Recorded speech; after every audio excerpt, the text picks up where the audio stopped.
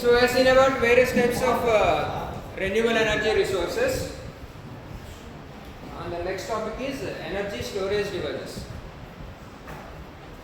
or energy storage systems.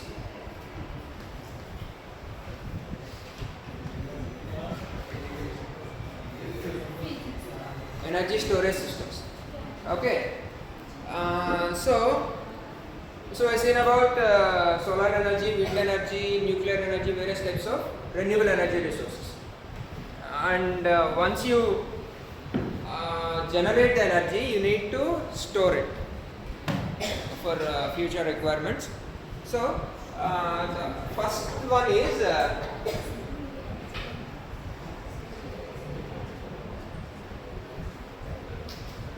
electric grid. This is the most conventional method of storing electrical energy. Okay. So electric grid. What is grid? Grid అంటే ఏంటండి? Grid fail అయింది అంటారు. Grid what is electric grid? Grid అంటే ఏంటండి?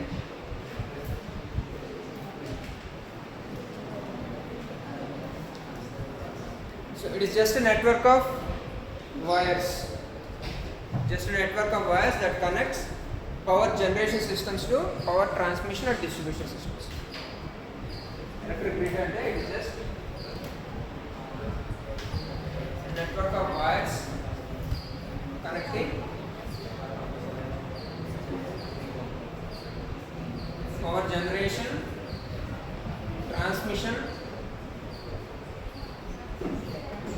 and distribution systems.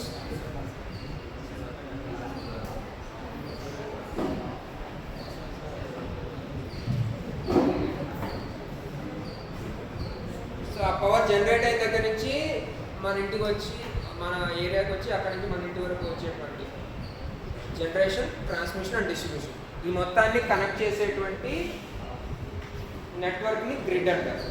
Just wire connection. So generate అయిన power మొత్తం the entire power generated will be simply roaming around through the wires. ఆ వైర్లో travel చేస్తూ ఉంటుంది. The major issue with grid is if there is any huge power fluctuation, grid fails. So huge fluctuations వచ్చినప్పుడు grid fail అయిపోతుంది.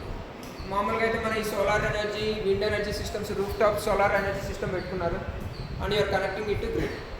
So you are generating at most 1 kV or 10 kV, very small amounts of power is okay to connect to grid.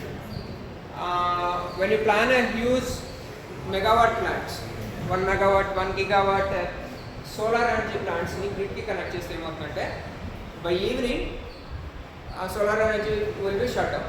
Solar power anedi shut down ayipotundi. Then because of that 1 megawatt or 1 gigawatt huge power fluctuation, grid fails. So you cannot directly connect huge solar energy systems directly to grid. Okay.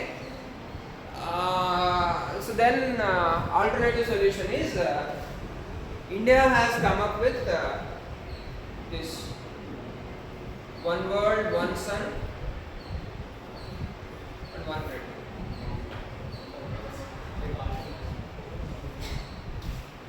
One world. So if you connect all the solar panels throughout the world to a single grid, ఏమవుతుందంటే the power will be generated continuously for 24 hours. So world లో ఈ side sunset అయినా సరే other end there will be sunrise, right? So the power generation will be continuous throughout the 24 hours. So if we are able to connect all the solar panels throughout the world to a single grid, then it works without any failures. So that was a proposal initiated by India, one world, one sun and one grid initiative. Right now we have connected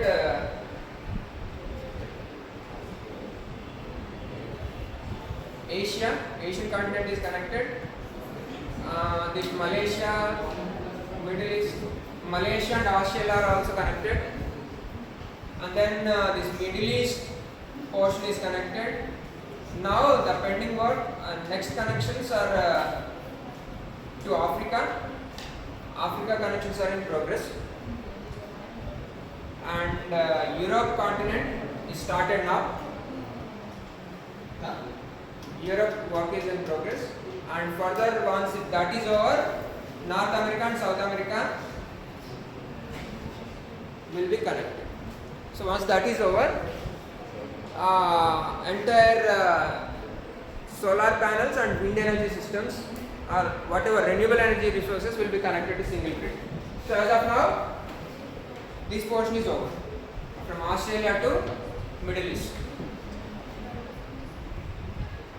Okay, so we have covered almost like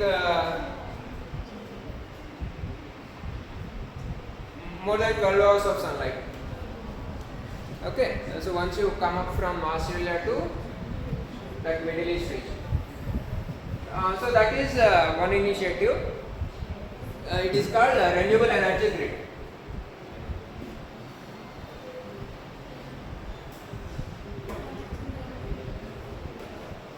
One world, one sun, one grid. It is called renewable energy grid. So we are able to connect all the renewable energy resources throughout the world to a single grid, so that the power supply will remain continuous without any interruptions. So this is the best way of storing energy, grid storage, because it stores in bulk quantities like gigawatts, thousands of gigawatts of power can be stored in grid.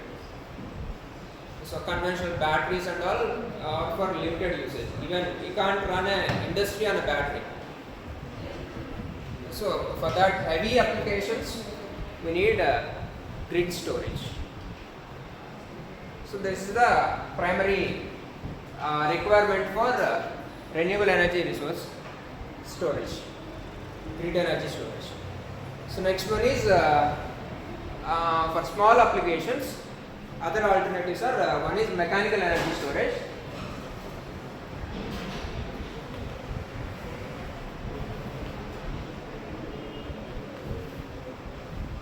So whatever power generated using renewable energy resources, solar energy or wind energy, whatever energy resource, electricity will be usually generated, and that electricity is converted to mechanical energy. Mechanical energy means one kind of mechanical energy that we see was pumped storage hydropower.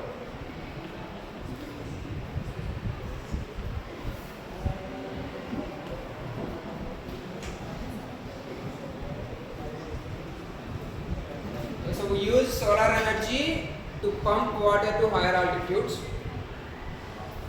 to a reservoir, and whenever we need power, we use that water to generate power again. Okay, so that's called pumped storage hydroelectric systems. So we'll be storing water by pumping it to higher altitudes, and whenever we need power, during evenings, we can use that water to generate power. So that's one kind of mechanical energy storage. Another mechanical energy storage is pressurized air.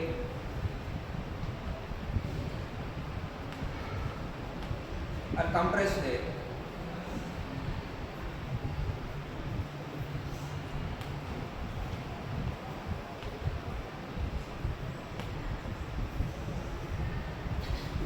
Compressed air. So we compress air in a container, and whenever we need it, we use that pressure to run turbines. So this kind of pressurized or compressed air buses are available in Europe. Compressed air buses. So each bus will have a air tank, and instead of fuel refilling, air compressor stations will be available at every bus stop or wherever needed. So once you compress the air, and when you release it, it runs the turbine or whatever motor sufficient for the journey.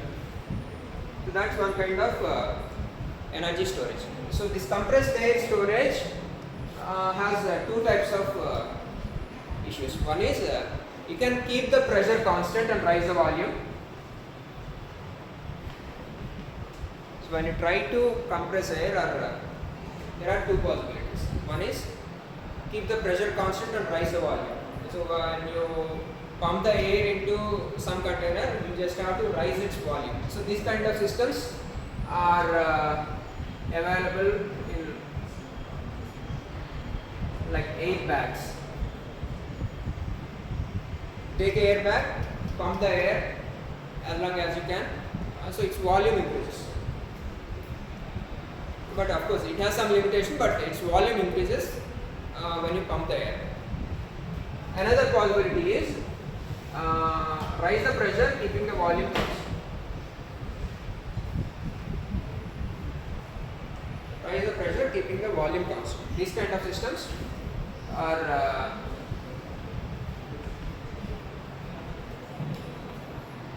when you use metal chambers, volume remains constant. So whatever air you are compressing increases its pressure. But the problem with this system is you cannot achieve constant throttle. So when you connect this compressed air cylinder to a bus, let's say. So what happens when the pressure is high, it runs faster, and when the pressure reduces, the vehicle becomes slower. So this kind of systems cannot survive for continuous applications. So for continuous applications, we require this kind of systems. Keeping pressure constant, you need to rise the volume. But the problem comes here is the storage space. I mean, you just have to keep increasing the volume continuously, which may not be possible always. So these are the complications with these kind of systems. So when you keep the pressure constant, your systems will run perfectly because the pressure remains constant. Whatever machinery you are connecting to it will work at constant speed continuously. But you need a large volume to store it. But if you keep the pressure volume constant and rise the pressure, like in an air cylinder, let's say, that cannot be used for continuous uniform energy release. Because during high pressures, the system runs faster, and when the pressure reduces, the system becomes slower. This is the issue with compressed air energy storage systems. So this is, you just have to go for the balancing point depending on your requirement and availability of resources. Okay. Another one is what is that?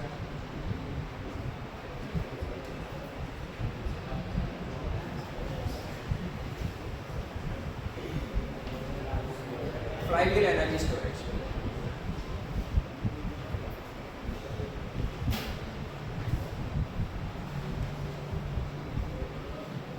Flywheel. So when you have sufficient energy, you will be rotating a wheel, a heavy wheel.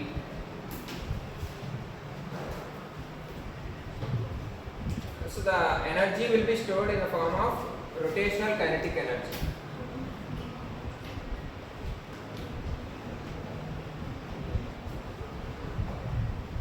So whatever available energy will be utilized to rotate a heavy wheel.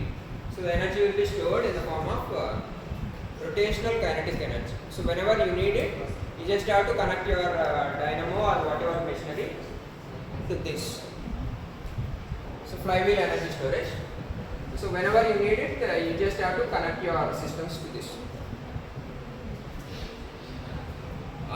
So how long will it run? So మీరు ఒక వీల్కి energy ఇచ్చారు, rotate చేసి వదిలేశారు, ఎంతసేపు తిరుగుతుందండి అది?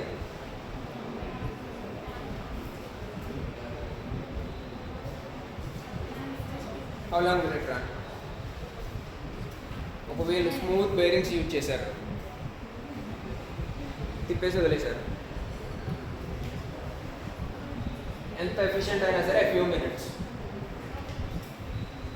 a few seconds to a few minutes, not more than that, right? But alternative solutions are, if you use magnetic bearings in vacuum,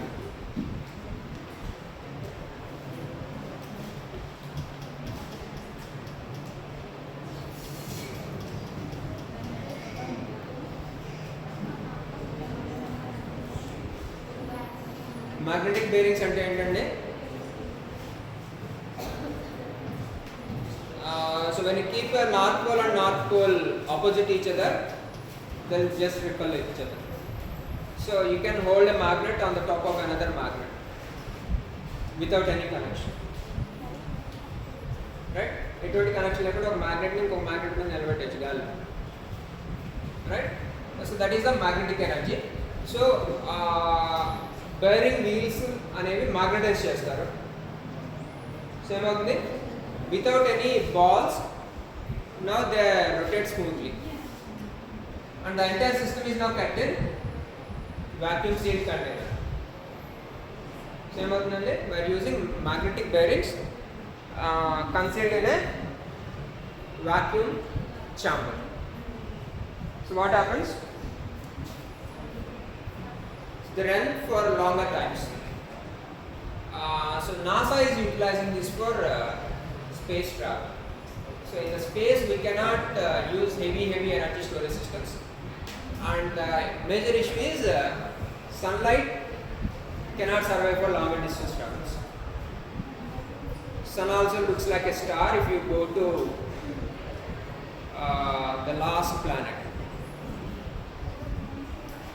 If you go to Uranus or Neptune, Pluto, to the end of the solar system, sun also just looks like a star. So you cannot generate solar energy depending upon sunlight. So during space travel we will be using flywheel energy storage, because the system is very compact and it stores a huge amount of energy. So the rotation speed decides the amount of energy stored. I mean, if you have enough energy, instead of 20 rotations per second, you can raise it to 50 rotations per second.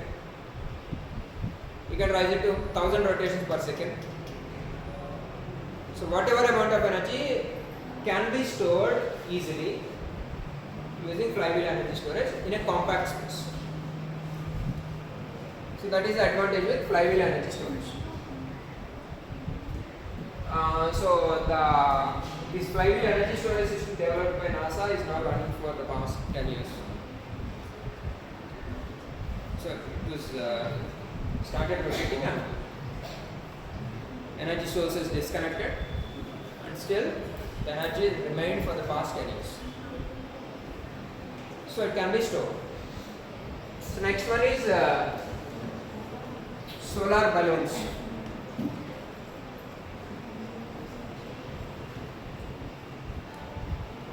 What do they do?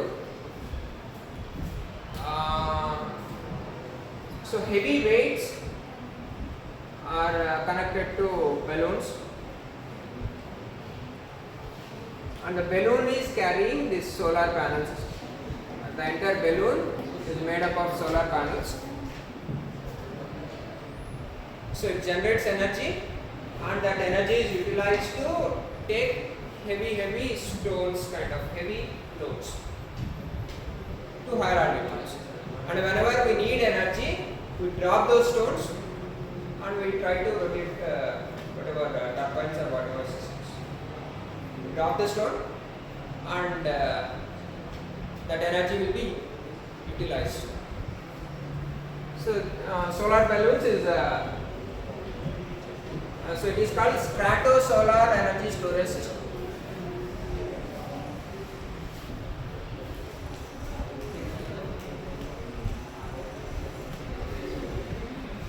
Strato-solar energy storage system. So the balloons will be reaching up to stratosphere. Another one is gravitational energy storage.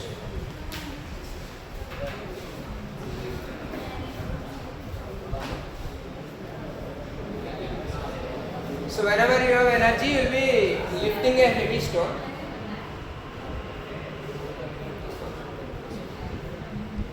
So you will be lifting heavy stones to higher altitudes using solar energy, and when you need energy, the stone will be thrown downwards, the energy will be released. Opposite to that is buoyant energy storage.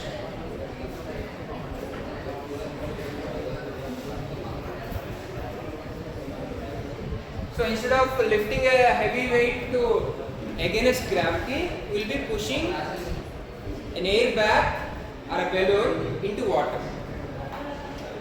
So whenever you have energy, you will be pushing the balloon into water, and when you need energy, you will just lift it up to run a turbine. So these are various methods of mechanical energy storage systems. So other systems we will see in the next session.